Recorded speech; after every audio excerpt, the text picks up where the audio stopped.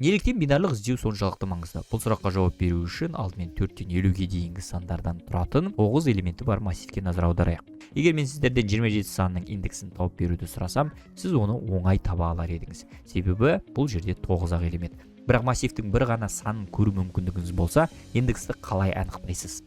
Бұл жағдайда ең қарапайым әдіс массивтің басынан бастап әрбір санды тексеру. Осылайша 27 санын тапқанша немесе массивтің соңына жеткенше іздеуді жалғастырасыз. Бұл әдіс немесе алгоритм сызықтық іздеу деп аталады. Себебі ол массивті ретімен тексереді.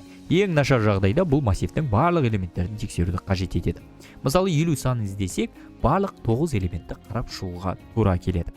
Кішігірім массивтер үшін сызықтық іздеу тиімді және жиі ұсынылады. Бірақ мыңдаған немесе миллиондаған элементтерден тұратын массивтерде бұл процесс өте баяу болуы мүмкін.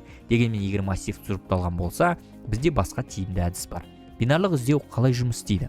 Массивтегі 27 санның индексін табуды қарастырайық. Бірақ бұл жолы іздеуді массивтің ортасынан бастаймыз. Ортаңғы элементті тексергенде оның мәні 14 екенін көреміз.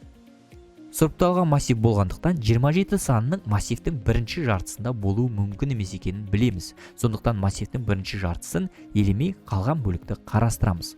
Осылайша біз іздеудің көлемін 2 есе қысқарттық. Қалған бөлікті қайтадан ортасынан тексереміз. Бұл жолы орта 2 индекс арасында болғандықтан сол жақтағы элементті аламыз. Бұл мән 30 екенін көрсетеді.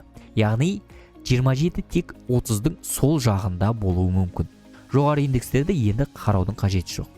Соңында 27 санының индексі 5 екенін табамыз. Бұл әдіс бинарлық іздеу алгоритмі деп аталады. Ол массивті әр қадамда 2-ге бөледі. Бұл сызықтық іздеуге қарағанда уақытты айтарлықтай үнемдейді. 27 санын табу үшін 3 тексеру қажет болды.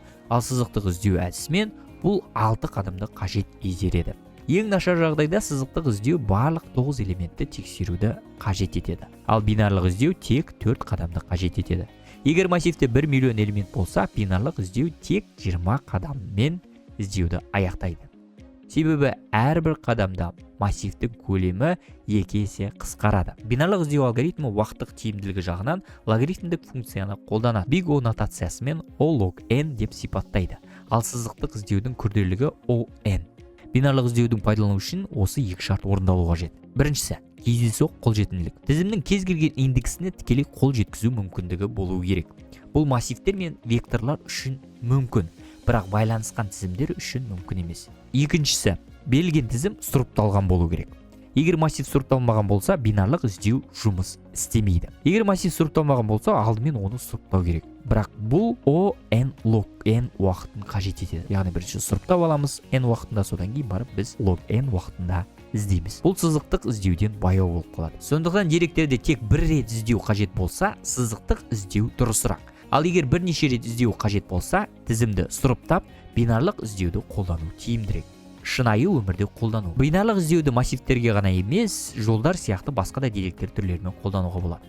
Мысалы, электрондық почталар мен пайдаланушы аттарын іздеу, сонымен қатар бинарлық іздеу дерекқорларда, файлдарда іздеуде, жүйе индексін жасау, тіпті гид жүйесінде де қолданылады.